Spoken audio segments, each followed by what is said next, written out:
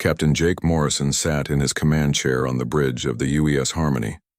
The stars outside looked the same as they had for the past 3 weeks, but something felt different today. The deep space sensors had picked up a signal from the edge of human territory. No one knew what it meant yet. "Captain, we're getting that transmission again," said Lieutenant Tom Baker from the communication station. His voice was tight with worry. The signal had been coming in for 2 days now, but the computer could not decode it. Morrison stood up and walked to the main screen. "Put it through the speakers again, Tom." The bridge filled with a sound that made everyone's skin crawl. It was deep and rumbling like the voice of some giant creature, but there were patterns in it. Someone or something was trying to talk to them. Commander Lisa Brooks entered the bridge carrying a data pad. She was the ship's top diplomat, and Morrison trusted her judgment more than anyone else on the ship. Her face was pale as she handed him the pad. "Jake, Dr. Carter thinks he's figured out part of the message. You need to see this." Morrison looked at the pad. Dr. Alan Carter was their best scientist, and if he said something was important, it usually was. The translated words made Morrison's blood run cold. "Small ones of Terra. You trespass in sacred hunting grounds. Send. You're strongest to speak or face the consequences of the ancient laws." "Terra means Earth," Brooks said quietly. "Someone out there knows where we come from, and they're not happy about us being here." Morrison handed the pad back to her. "How sure is Carter about this translation?" 90%. The language is complex, but the meaning is clear. We have 3 days to respond, or they will consider it an act of war." The bridge fell silent except for the hum of the ship's engines. Morrison had been in space for 20 years, but he had never faced anything like this.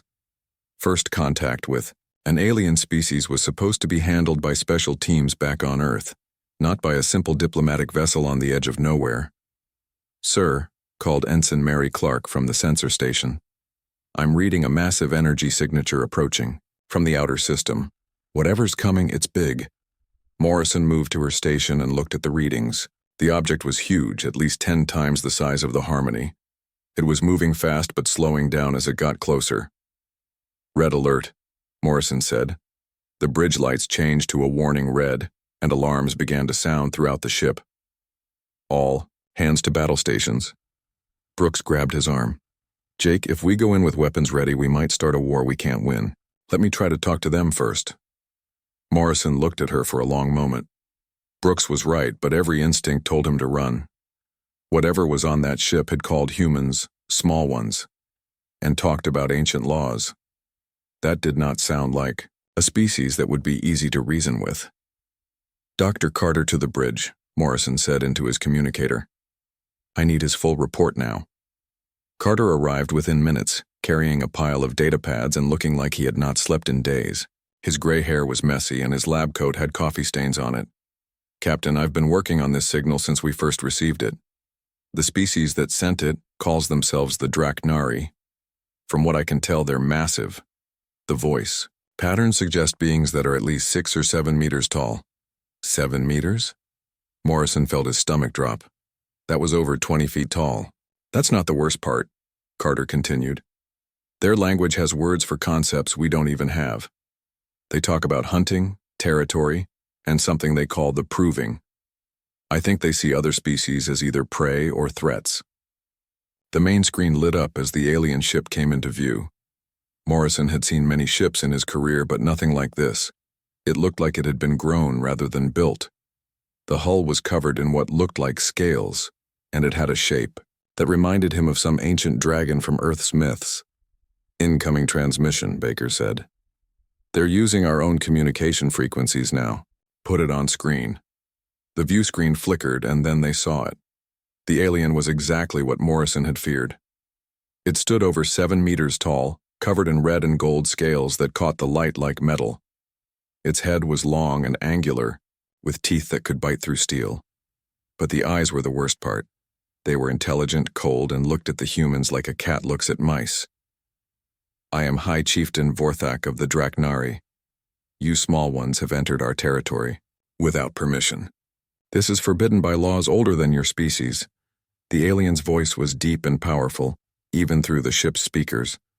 Morrison felt small and helpless just listening to it. This is Captain Jake Morrison of the UES Harmony. We come in peace and did not know this space was claimed. We're willing to leave immediately. The dragon alien made a sound that might have been laughter, but it was not a pleasant sound. Leave? Small one, you misunderstand. You have seen our ships and our faces. The ancient laws are clear. You must prove your species worthy of life or you will be removed from this region of space. Forever.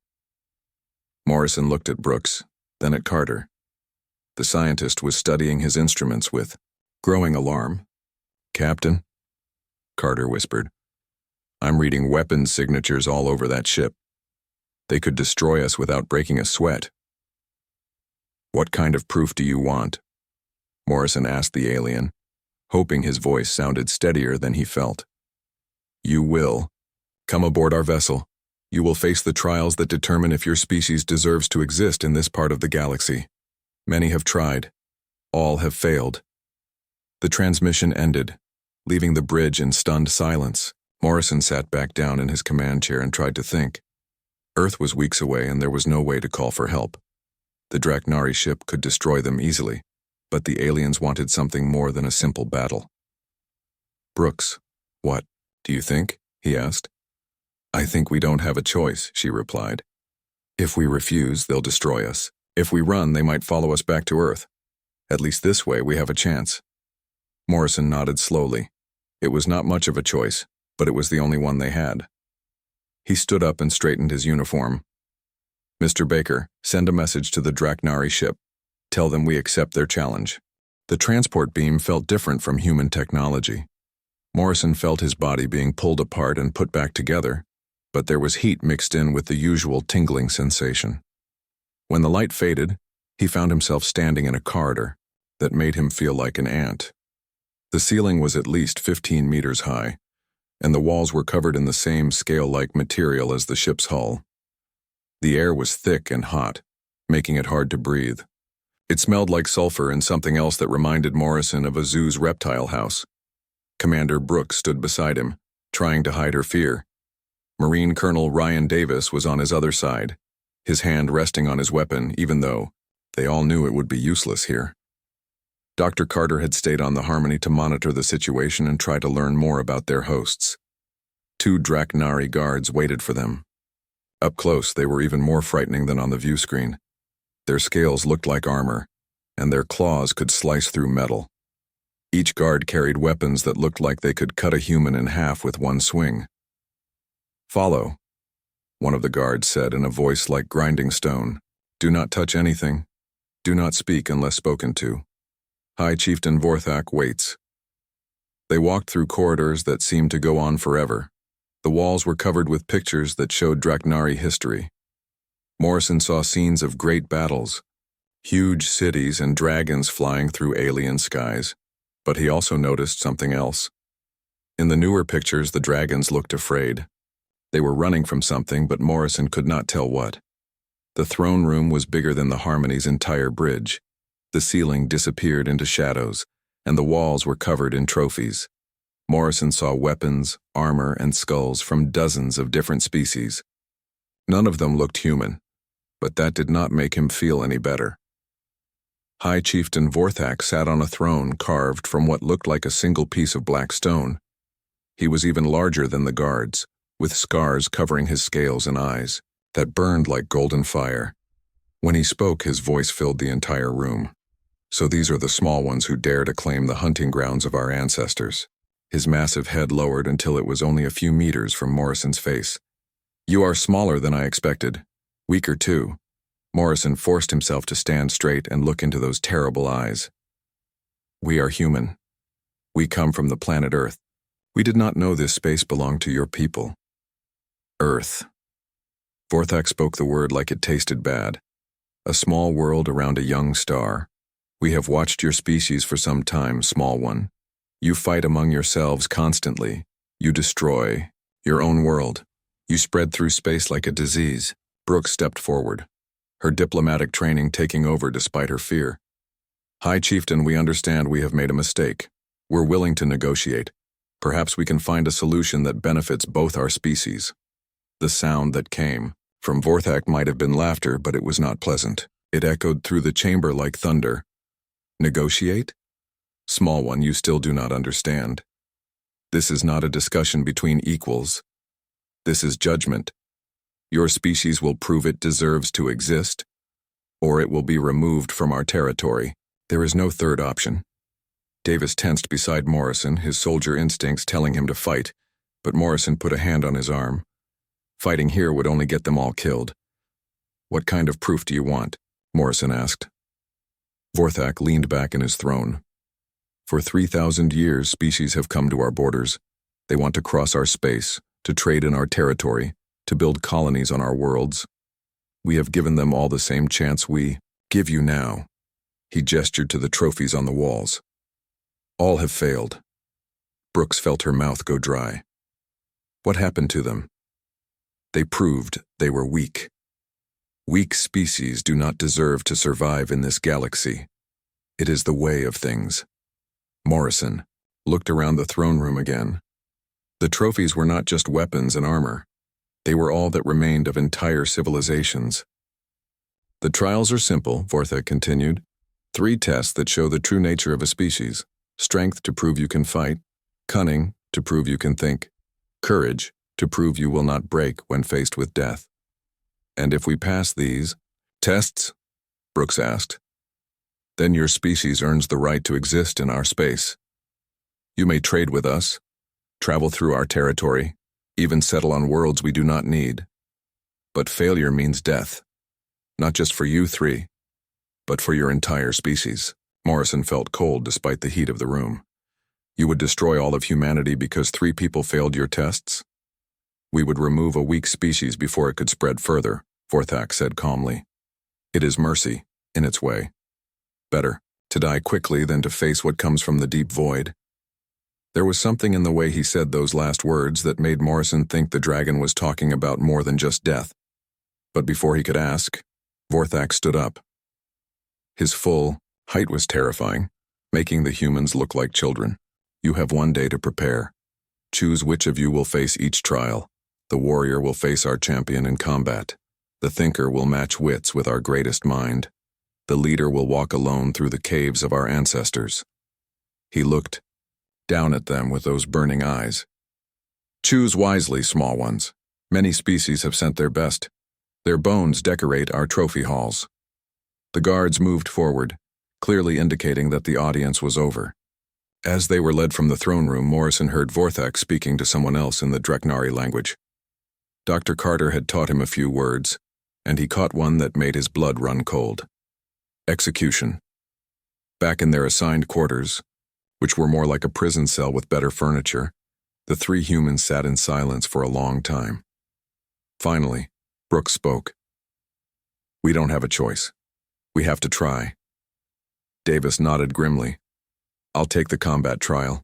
I know I can't win, but maybe I can last long enough to earn some respect. I'll handle the intelligence test, Brooks said. It's what I'm trained for. Morrison looked at his 2 officers. They were good people, and he was probably sending them to their deaths. But if they refused, humanity would die anyway. Then I guess I get the caves, he said, whatever that means.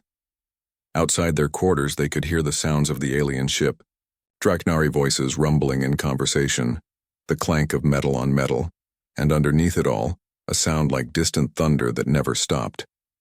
They had less than 24 hours to prepare for trials that had killed representatives of dozens of species. Morrison lay down on the hard bed and tried to sleep, but every time he closed his eyes, he saw those golden dragon eyes watching him. Tomorrow would determine the fate of every human who had ever lived or ever would live. No pressure at all. The arena was carved from solid rock deep inside the Dreknari ship. Morrison, Brooks, and Davis stood at the edge of the fighting pit, looking down at the blood-stained floor 20 meters below. The walls were covered with marks from claws and weapons. Some of the gouges were so deep that Morrison wondered what kind of creature could have made them. Hundreds of Dreknari filled the seats around the arena. Their golden eyes reflected the light from the burning torches that lined the walls. They were completely silent, watching the humans with the patience of predators waiting for their prey to make a mistake. High Chieftain Vorthak sat on a throne overlooking the pit. His voice boomed through the arena when he spoke. Let the first trial begin. The warrior of the small ones will face Krex, youngest of our champions. If the human survives with honor, he passes. If he dies like a coward, his species fails. A section of the arena floor opened up, and Davis watched his opponent emerge from below. Krex was smaller than the other Draknari Davis had seen, but that still made him over 6 meters tall. His scales were bright red with black markings, and his claws gleamed like polished steel. He carried no weapons, but Davis could see that he did not need any. Davis checked his equipment one last time. He had refused the ceremonial weapons the Draknari offered, choosing instead to keep his military combat knife and a small pistol. The gun would probably not hurt the dragon much, but it might buy him a few seconds. Remember, Morrison said quietly, you don't have to win, you just have to not quit. Davis nodded and jumped down into the pit. The impact jarred his legs, but he rolled with it and came up ready to fight. Krex was already moving toward him, but slowly, like a cat playing with a mouse. Small warrior, Krex rumbled. I will try to make your death quick. Thanks, Davis replied, but I plan to make yours slow. The Draknari audience made sounds that might have been laughter. Krex's eyes narrowed, and suddenly he was no longer moving slowly. Davis had fought in dozens of battles, but nothing had prepared him for this. Krex moved like lightning despite his size, his claws leaving trails of sparks as they scraped against the stone floor. Davis barely managed to roll out of the way as the dragon's massive hand slammed down where he had been standing. The pit shook from the impact. Davis came up running, knowing that staying still meant death. He fired his pistol at Krex's head, but the bullets bounced off the dragon's scales like raindrops. Krex spun around and swung his tail like a club. Davis jumped, but the tail caught his legs and sent him flying across the arena. He hit the wall hard and dropped to the ground, gasping for air. Is this the best your species can offer? Krex asked, walking toward him. I am disappointed. Davis struggled to his feet. His ribs were probably broken and his left arm was not working right. But he was still alive, and that meant he was still fighting. He pulled out his combat knife and waited. When Krex reached for him, Davis did something the dragon did not expect. Instead of trying to get away, he stepped forward and drove the knife into the soft spot between two scales on Krex's arm. The blade went in less than an inch before hitting bone, but it was enough to draw blood. Krex roared in surprise and anger, pulling back his wounded arm.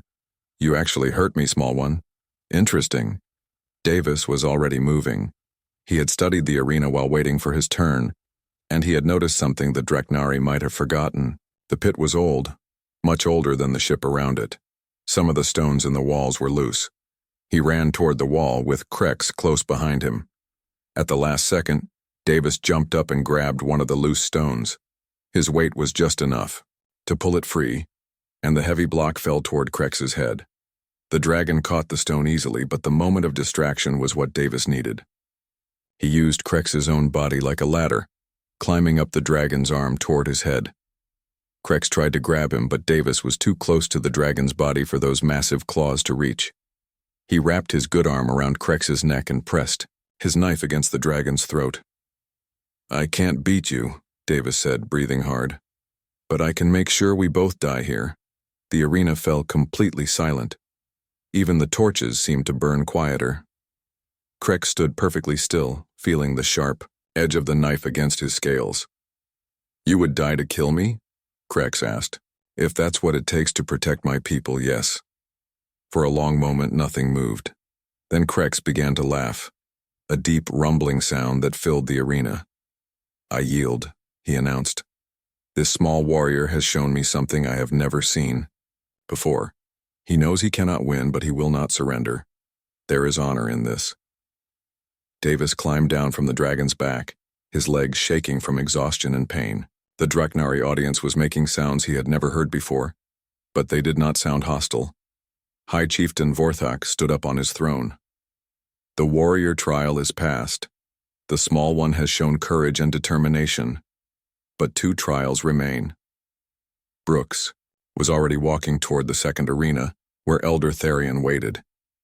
The Draknari's greatest strategic mind sat before a three-dimensional game board that looked like a miniature galaxy. Hundreds of pieces floated in the air, representing fleets and worlds and resources. The game is called Conquest of Stars, Therian explained as Brooks sat across from him. It represents the rise and fall of civilizations. Many species have tried to defeat me at this game. All have failed because they think too small. Brooks studied the board. It was incredibly complex, with rules that seemed to change as she watched. But she had spent her entire career learning to understand alien minds, and she could see patterns in the chaos. "What happens if I win?" she asked. "You will not win," Therian said calmly. "But if you can avoid losing for one full cycle, you pass the trial." The game began. Therian moved his pieces with the confidence of someone who had never lost. His strategy was perfect, taking into account every possible response Brooks could make. But Brooks was not trying to play by Draknari rules. She had studied their culture during the flight to their territory, and she understood something important about them. They were predators, used to thinking in terms of strength and dominance. Instead of trying to match his military strategy, Brooks did something unexpected. She began to sacrifice her own pieces, but in ways that created chaos on the board. Every time Therian tried to establish control, Brooks would make a move that forced him to react to something new. It was not elegant, and it was not efficient, but it was human. Therian began to make mistakes, small ones at first, then bigger ones as he tried to understand what Brooks was doing. When the cycle ended, half the board was in chaos. Therian had won, but barely, and he looked confused. "I do not understand your strategy," he admitted. "You made moves that helped neither of us." "Sometimes the best way to avoid losing is to make sure nobody can win," Brooks replied. Therian nodded, slowly. "Interesting. The trial is past." Now it was Morrison's turn. The caves of the ancestors were beneath the ship, carved into an asteroid that the Draknari used as their base. Morrison stood at the entrance with a simple light and basic survival gear. "You must reach the heart of the caves," Vorthak explained. "Touch the sacred stone and return. Do this and the trials are complete." Morrison entered the darkness, not knowing that the caves held creatures that even the Draknari feared. Behind him, Vorthak watched with something that might have been respect. These small ones were different from the others. They might actually survive. Morrison walked deeper into the caves, his small light cutting through darkness that seemed to swallow everything. The walls were covered with carvings that told the story of the Draknari people. At first, the pictures showed proud dragons ruling, over worlds of fire and stone. But as he went deeper, the images changed. The carvings began to show something else. Dark shapes that moved between the stars, consuming everything in their path. Morrison stopped at one carving that made his blood run cold. It showed Draknari cities burning while strange machines fell from the sky like rain. A sound echoed through the caves behind him. It was not the footsteps of any creature Morrison knew. It sounded like metal scraping against stone, getting closer. With each passing second, Morrison turned off his light and pressed himself against the cave wall. The sound grew louder, and he could see a faint glow coming from the tunnel behind him. Whatever was making that noise was not natural. He waited until the glow passed by his hiding spot, then carefully looked around the corner. What he saw made no sense at first. It looked like a machine, but it moved like a living thing. Parts of it were metal, but other parts seemed to be made from flesh and bone. It had too many legs and eyes that glowed with cold blue light. Morrison had never seen anything like it, but somehow he knew what it was. The carvings on the walls had shown him. This was one of the Void Spawn, the enemy that had driven the Draknari from their homeworld. The creature moved away down another tunnel, and Morrison continued deeper into the caves. But now he understood something important. The Draknari were not the real threat to humanity. They were refugees, just like humans might be someday if the wrong enemy found Earth. The sacred stone was in a chamber at the heart of the cave system. It was a crystal as tall as a man, glowing with soft white light.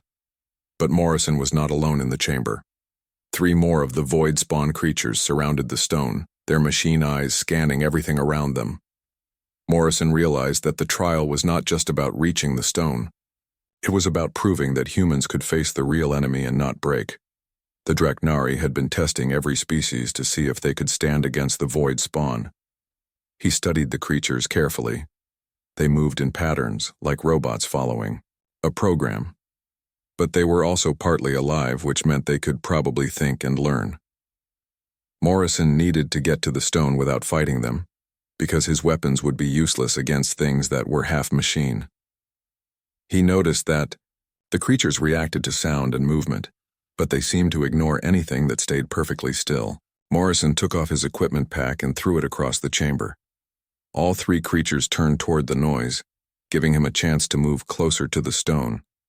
But as soon as he took a step, one of the creatures turned back toward him. Its blue eyes locked onto his, and Morrison could see intelligence there. Not just animal cunning, but real thought. The thing was learning from what he had done. Morrison stood perfectly still, not even breathing. The creature watched him for what felt like hours, but was probably only minutes. Finally, it turned away, apparently deciding he was not a threat. Moving as slowly as possible, Morrison crept toward the sacred stone. Each step took forever, and his muscles ached from the effort of moving so carefully. Sweat ran down his face, but he did not dare wipe it away. He was almost at the stone when he heard voices from the tunnel behind him. Human voices. Davis and Brooks were coming after him, probably worried because he had been gone so long. The void spawn creatures heard the voices too. They turned toward the tunnel entrance, their machine parts whirring and clicking as they prepared to attack. Morrison had a choice. He could touch the stone, complete the trial, and let his friends walk into a trap. Or he could warn them, and probably get all three of them killed. He made his decision. "Davis, Brooks, get out of here, void spawn in the chamber." His shout echoed through the caves, and all three creatures turned toward him at once. Morrison dove for the sacred stone, his hand slapping against its smooth surface just as claws and metal blades whistled through the air where he had been standing. The stone began to glow brighter, and the creatures backed away from it. Morrison realized that the crystal was some kind of weapon or protection against the void spawn. That was why it was sacred to the Draknari. Davis and Brooks appeared in the tunnel entrance, weapons ready. When they saw the creatures, both humans opened fire without hesitation. Their bullets bounced off the metal parts but seemed to hurt the organic sections. "The stone!" Morrison shouted. "It hurts them. Get closer to it." The three humans fought their way to the sacred stone, using it as shelter while the void spawn creatures circled them like hungry wolves. The crystal's light seemed to cause the creatures pain, but it did not drive them away completely. "We need to get out of here," Brooks said, reloading her weapon. "But they're blocking the only exit." Morrison looked at the carvings on the chamber walls. They showed Draknari warriors using the sacred stone in battle against the void spawn. But in the pictures, the dragons were not just hiding behind it. They were carrying it. "Help me move this thing," Morrison said. "I think it's portable." The three humans managed to lift the crystal, which was surprisingly light for its size. As soon as they moved it away from its resting place, the void spawn creatures began to retreat. They carried the stone through the caves, using its light to drive back several more creatures they encountered along the way. When they finally emerged from the cave entrance, High Chieftain Vorthak was waiting for them with a dozen Draknari warriors. The dragon leader looked at the sacred stone in their hands, then at the three humans who had somehow survived the caves and brought back their most precious artifact. "Impossible," Vorthak said quietly. "No species has ever reached the heart chamber and returned, and none have ever brought back the sacred stone." Morrison set the crystal down carefully. "We saw them, the void spawn. They're here, aren't they?" "In your territory." Vorthak's golden eyes widened. "You saw them and lived? How?" "We worked together," Morrison said simply. "And we didn't give up." The dragon chieftain was quiet for a long time, studying the three humans. Finally, he spoke again. "Your species has passed the trials, but more than that, you have shown us something we thought was lost forever. Hope." He gestured to the sacred Stone. For 300 years we have guarded this crystal, too afraid to use it against our enemies. We forgot that weapons are meant to be carried into battle, not hidden in caves. Morrison looked at the dragon leader and realized that everything was about to change. The trials were over, but the real test was just beginning. "Hi, Chieftain," Morrison said. "I think we need to talk about forming an alliance. Because if the Void Spawn are here, Earth needs to know. And you're going to need all the help you can get." Vorthak nodded slowly. "Yes, small one. It is time for our species to stand together against the darkness that comes from beyond the stars." In the distance, alarms began to sound throughout the Draknari ship. The enemy had found them at last. The Void Spawn fleet emerged from hyperspace like a nightmare made real. Morrison watched from the bridge of the Draknari flagship as dozens of twisted ships appeared on the sensors. Each vessel looked like it had been grown rather than built, with metal and flesh fused together in ways that hurt to look at. "How many?" High Chieftain Vorthak asked his sensor operator. 47 ships, my lord. More than we have ever faced at once." Morrison felt his stomach drop. The combined Draknari and human fleet had only 12 ships. Even with the sacred stone, the odds were impossible. "We need to get word to Earth," Brooks said from her position at the communication station. "If we fall here, they need to know what's coming." "Already done," Morrison replied. "I sent a message to the Harmony before we came aboard. Dr. Carter, we'll make sure Earth gets the warning." On the main screen, the Void Spawn ships began to move toward them. They did not fly like normal vessels. Instead, they seemed to flow through space like living things, changing direction without any visible engines or thrusters. "They adapt," Vorthak explained grimly. "Every weapon we use, every tactic we try, they learn from it and become stronger. That is why we have been losing this war for 300 years. Davis studied the enemy formation. They're following patterns, though. Look at how they move. It's like they're following a program." Morrison looked more carefully at the screen. Davis was right. The Void Spawn ships were moving in precise formations, each one responding to the others in predictable ways. "What if that's their weakness?" Morrison said suddenly. "They're too organized, they can't handle real chaos." Brooks understood immediately. "If we do something completely random, something that makes no sense, they won't know how to respond." Vorthak looked at the humans like they had lost their minds. "You want to fight without strategy? That is madness." "No," Morrison said. "That's human." The first wave of Void Spawn ships reached weapons range.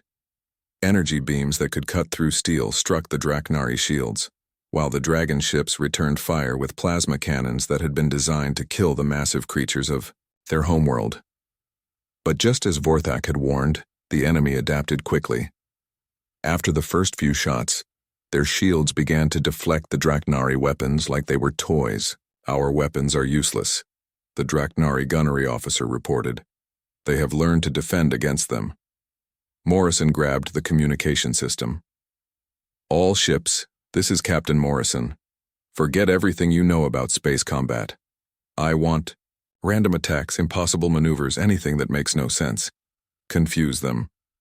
The human ships were the first to respond. The UES Harmony suddenly spun in 3 directions at once while firing its weapons at empty space. The other human vessels began performing maneuvers that would have been considered insane in any normal battle. The Draknari ships hesitated, unsure whether to follow the humans into what looked like certain destruction. But Vorthak made the decision. For them, "Do as the small ones do," he ordered. "Fight like madmen." The dragon ships began copying the human tactics, adding their own touches of controlled insanity. One Draknari cruiser fired all its weapons at once while flying backwards. Another ship began ramming Void Spawn vessels while its shields were down. The effect on the enemy was immediate. The Void Spawn ships began to slow down, their perfect formations breaking apart as they tried to analyze what the Allied fleet was doing. "It's working," Davis shouted from the tactical station. "They can't predict our moves because we don't know what we're doing either." But the victory was short-lived. The Void Spawn ships began to change, their metal and flesh components shifting into new configurations. They were adapting to chaos itself.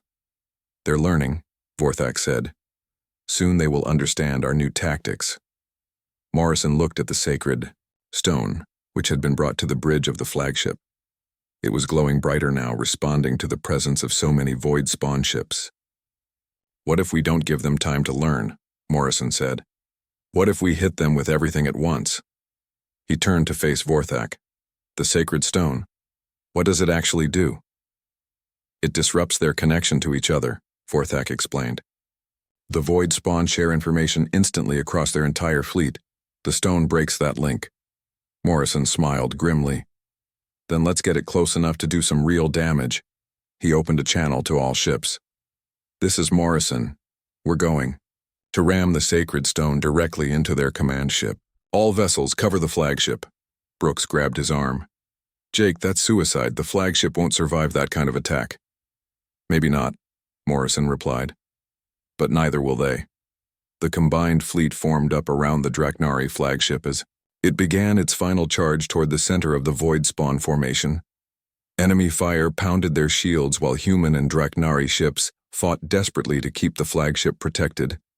One by one, the escort ships began to fall. The Harmony took a direct hit that destroyed half its hull, but Dr. Carter managed to keep it flying long enough to ram 2 void spawn vessels. Davis led a boarding party onto an enemy ship, fighting the nightmare creatures hand-to-hand while Brooks coordinated the fleet's final attacks. As the flagship approached the void spawn command vessel, Morrison made a decision that would save both species. Instead of ramming the enemy ship, he had the sacred stone launched directly at it in an escape pod. The crystal struck the command ship and exploded in a burst of pure white light. The effect spread outward like a wave, touching every void spawn vessel in the fleet. One by one, they began to shut down as their shared intelligence network collapsed. The surviving enemy ships tried to retreat, but they were no longer coordinated. The Allied fleet hunted them down one by one, making sure none escaped to report back to the main void spawn force.